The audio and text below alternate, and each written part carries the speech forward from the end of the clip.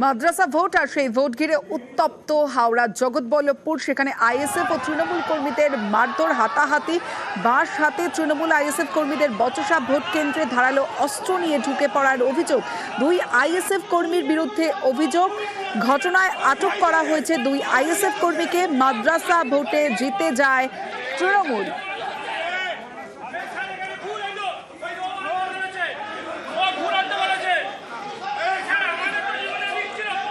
আমার সঙ্গে সন্তু রয়েছে। সন্তু, জানাবে ঠিক কি থেকে ঘটনার সূত্রপাত? সন্তু, একদমই মাদ্রাসা ভোটের কার্যকারিণী কমিটির আগে নির্বাচন ছিল, সেই নির্বাচন ঘিরেই কিন্তু উত্তপ্ত হয়ে ওঠে হাওড়ার জগৎবল্লভপুর। যেটা জানা যাচ্ছে জগৎবল্লভপুরের 2 নম্বর অঞ্চলের মাকুল সুফি আব্দুল মোমেন হাই মাদ্রাসা, সেখানেই কিন্তু কার্যকারী কমিটির আগে নির্বাচন ছিল। সেই নির্বাচন ঘিরে কিন্তু আজ সকাল থেকেই কিন্তু আইএসএফ ও তৃণমূলের মধ্যে একটা উত্তপ্ত পরিস্থিতি ছিল। যেটা তৃণমূলের অভিযোগ, 2 জন আইএসএফ কর্মী তারা কিন্তু ভোট গ্রহণ চলাকালীন কিন্তু ওই ভোট গ্রহণ কেন্দ্রের মধ্যে ধারালো অস্ত্র নিয়ে ঢুকে পড়ে। সেই নিয়েই মূলত বচসা। তারপরেই দুপক্ষের মধ্যে বাঁশ নিয়ে হাতাহাতি, কার্যত মারামারি শুরু হয়ে যায়। ঘটনাস্থলে পৌঁছায় জগৎবল্লভপুর থানার বিশাল পুলিশ বাহিনী, পরিস্থিতি নিয়ন্ত্রণ হয়। পরে দেখা যায় ওই ভোটে কিন্তু তৃণমূলই জয়ী হয়েছে। বেশ, মাদ্রাসা বোর্ডে আমরা সুষ্ঠুভাবে ভাবছিলাম কি হবে, ছাপাবাজি করেছে, আমাদের লোককে তুলে নিয়ে চলে গেছে থানাতে। না, ওটা তো মিথ্যি কথা। বুথ এজেন্ট ছিল, ওকে ফার্স্ট টাইম 6 জন ছিল, 6 জনকে বাইরে করে দিয়েছিল, আর তারপরে একজনকে মেরেছে, মাথা ফাটিয়েছে। এই ইলেকশনটা আবার করতে হবে। ভোটে হারার পর ওরা প্রতি জায়গাতেই এই অভিযোগটা করে। এই অভিযোগের কোনো সারবত্তা নেই। মানুষ ভোট দিয়েছে, আর যেটুকু অশান্তি করেছে ওরা করেছে। কাউন্টিং এর সময় ছুরি নিয়ে আমাদের কাউন্টিং এজেন্টকে, মুক্তারকে মারার জন্য চেষ্টা করেছিল, পুলিশ তাদেরকে অ্যারেস্ট করেছে। তাই কারা চক্রান্ত করেছে, কারা মারামারি করতে এসছে, কারা ছুরি মারতে এসছে, পুরো ঘটনা ঘটেছে প্রশাসনের সামনেই ঘটেছে।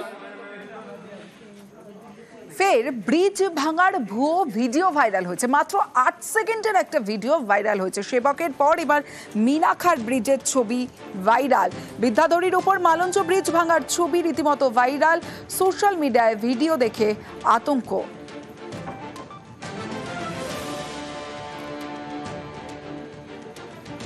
সোশ্যাল মিডিয়ায় এরা ছেড়ে দিয়েছে, কিন্তু এরা ব্রিজটা ভাঙেনি। কিন্তু এরা ছাড়া তো ঠিক না। বিভিন্ন জায়গার থেকে ফোন করছে তারা ব্রিজটা কি ভেঙে পড়ে গিয়েছে, কিন্তু আদৌ না। কিন্তু এরা সোশ্যাল মিডিয়ায় ছেড়ে দিয়েছে, এমনভাবে করেছে মনে হচ্ছে যেন ভেঙে পড়ে গেছে, কিন্তু আদৌ ওটা ভাঙেনি। সোশ্যাল মিডিয়ায় পুরো সারা জায়গায় হাইলাইট হয়ে গেছে, কিন্তু এরকম ধরনের ভিডিও যেন কেউ পোস্ট না করে। এইসব ফেক ভিডিও যারা বানাচ্ছে, ছড়াচ্ছে, তাদের অবশ্যই শাস্তি হওয়া দরকার। এআই ব্যবহার করে ব্রিজ ভাঙার ভিডিও তৈরি, সোশ্যাল মিডিয়ায় ভুয়ো ভিডিওয়ে রীতিমতো শোরগোল। আইনি ব্যবস্থার হুঁশিয়ারি পঞ্চায়েত সমিতি। বারবার আমি সবাইকে সচেতন করব, বিশেষ করে সোশ্যাল মিডিয়াতে সবাই ঠিকঠাকভাবে ইউজ করে। এই ধরনের ভুয়ো ভিডিও যে কারা ছড়াচ্ছে আমি জানি না, তবে তাদের বিরুদ্ধে অবশ্যই আইনানুগ ব্যবস্থা নেওয়া উচিত। কারণ এই ধরনের ফোন, আমার কাছে বহু ফোন কল এসছে যে এই ভিডিওটা নিয়ে, কিন্তু অ্যাকচুয়ালি এরকম ধরনের কোনো ঘটনা এখানে ঘটেনি। আমাদের ব্রিজ সম্পূর্ণ সুরক্ষিতই আছে এবং মানুষ যথারীতি আগের মতোই যাতায়াত করছে। এই ধরনের কোনো ঘটনা এখানে ঘটেনি। এটা সম্পূর্ণ মিথ্যে ঘটনা, এর সঙ্গে কোনো রকমই এই ঘটনার সঙ্গে কোনো সত্যতা নেই। ঠিক একইভাবে 15ই জুলাই সেবকের করোনেশন ব্রিজ ভেঙে পড়ার ভুয়ো ভিডিও সোশ্যাল মিডিয়ায় ভাইরাল হয়। তদন্তে জানা যায় এআই ব্যবহার করে সেবকের করোনেশন ব্রিজ ভেঙে পড়ার ভুয়ো ভিডিও তৈরি করা হয়েছিল। একই কায়দায় গত 31 তারিখও স্কুলে বাঘ ঘুরে বেড়ানোর ভুয়ো ভিডিওতে ছড়ায় রীতিমতো আতঙ্ক। বারাসাতের কদম্বগাছি স্কুলের বারান্দায় 3টি রয়্যাল বেঙ্গল টাইগারের ছবিতে ভয়ে স্কুলে যেতে বেঁকে বসেন পড়ুয়ারা। সোশ্যাল মিডিয়ায় পোস্ট করে শাস্তির মুখে পড়েন স্কুল শিক্ষকই।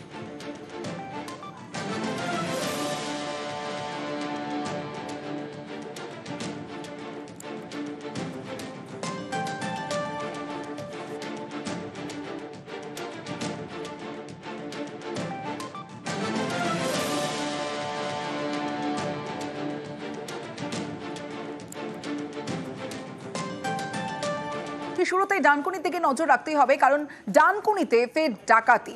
দুপুর 3:30 নাগাদ 5 দুষ্কৃতী ক্রেতা সেজে ঢোকে সোনার দোকানে, আর সেখানে আগ্নেয়াস্ত্র ঠেকিয়ে কর্মীদের মাত্র 15 মিনিটের অপারেশন, আর তাতেই ডাকাতির ঘটনা। আর এখনো পর্যন্ত কি আপডেট, কি হয়েছিল জানবো, সরাসরি চলে যাব।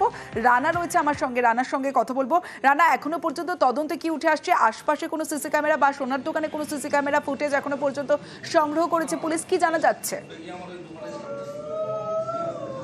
হ্যাঁ তমশ্রী, দেখো এখনো পর্যন্ত কিন্তু পুলিশের কাছে যে সমস্ত সিসিটিভি ফুটেজ পুলিশ বিশেষ করে দোকানের ভেতর সেই সিসিটিভি ফুটেজ আমাদের কাছে না এলেও কিন্তু যখন তারা দোকানে ঢুকছে এই 5 জন দুষ্কৃতী তারা পায়ে হেঁটে ঢুকেছে দোকানের ভেতর, যেহেতু একতলার দোকান, কটা সিঁড়ি স্টেপ ভেঙে যখন তারা দোকানে নিঃশব্দে ঢুকেই তারপরে তারা রণমূর্তি ধারণ করে।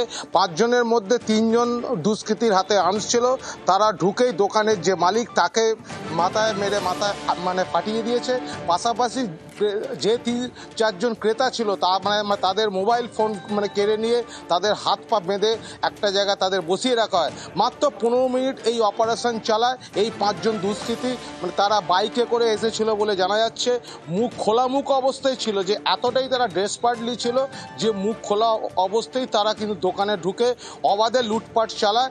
15 মিনিট পরেই তারা কিন্তু দুটো বাইকে তারা 5 জনই পালিয়ে যায়। পুলিশ এখনো পর্যন্ত তদন্ত শুরু করেছে।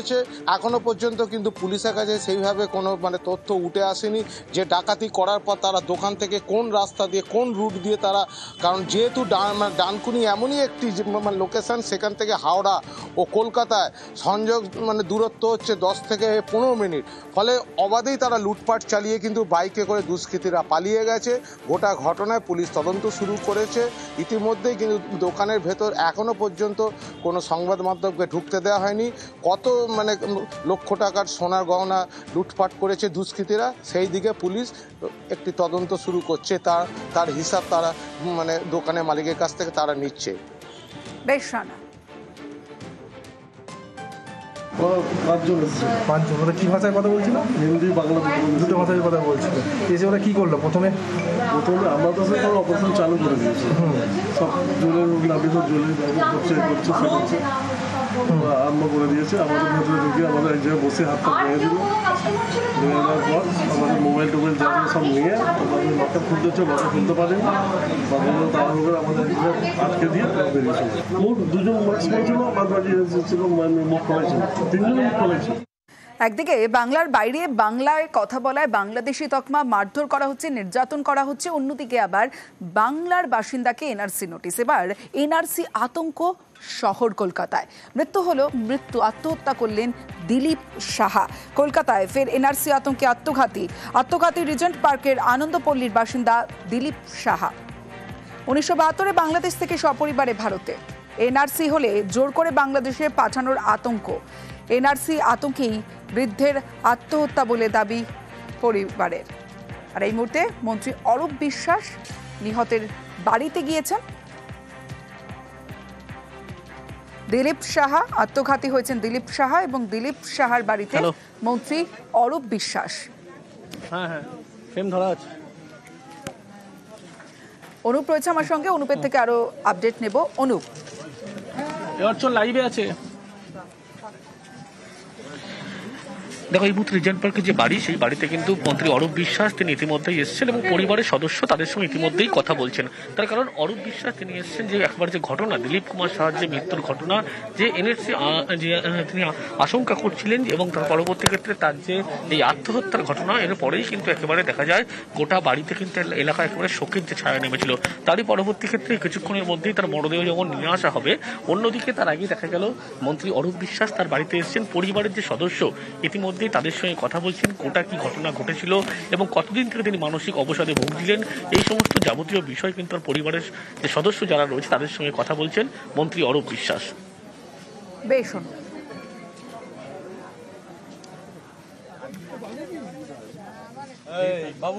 শুধু এনআরসি করে করে ওনাকে বাংলাদেশে পাঠিয়ে দেবে, ওনাকে কোন কারাগারে ফেলে দেবে, আমাকে নিয়ে যাবে, আমি কারককে দেখতে পারবো না, আমি ছেলে নাতনিব, আমি কারককে দেখতে পারবো না, এই করতো। যতক্ষণ পেপার বেরিয়েছে পেপার পড়তো, খবর দেখতো, ওরা এই করে করেই ওনার মাথাটায়। বাবারে আমরা অনেক বুঝিয়েছি, আমরা বুঝাবো না, সে আমাদের শত্রু ছিল না, সে আমাদের নিজের, আমাদের সবাইকে নিয়ে থাকতো, আমরা বুঝাতাম, অনেক বুঝাতাম, তার ওই মাথায় শুধু ওই ছিল আমার এনআরসি, আমাকে কোথায় পাঠিয়ে দেবে, আমাকে কোথায় পাঠিয়ে দেবে, খালি এই শুধু, আর কিছু না। বিজেপি এখন বাংলায় ভাষার কথা বলা কাউকে ছাড় দিচ্ছে না। বাংলায় কথা বললেই বলছে রোহিঙ্গা, নয় বাংলাদেশি। আজকে আপনারা যারা আমাকে প্রশ্ন করছেন, আপনারাও কেউ পশ্চিমবঙ্গের বাঙালি নন। শুভেন্দু অধিকারীর কথা অনুযায়ী হয় আপনারা বাংলাদেশি, নয় আপনারা রোহিঙ্গা। এর থেকে অপমান বাংলাকে কেউ করেনি। টিউটার স্টেটমেন্ট 72 সাল থেকে যারা এসছে ছেলে মেয়ে নিয়ে ঘর সংসার করছে, পুরো নেক্সট জেনারেশন নাতির বিয়ে দেখবে বলে মেয়ে খুঁজতে বেরিয়ে পড়েছে লোকজন বাংলা 72 সালে এসে, আর আজকে এখানে এসে 72 সালে করে আত্মহত্যা করছে। এইসব আষাঢ়ে গল্প, এগুলো তৃণমূলী গল্পকে বিশেষ করে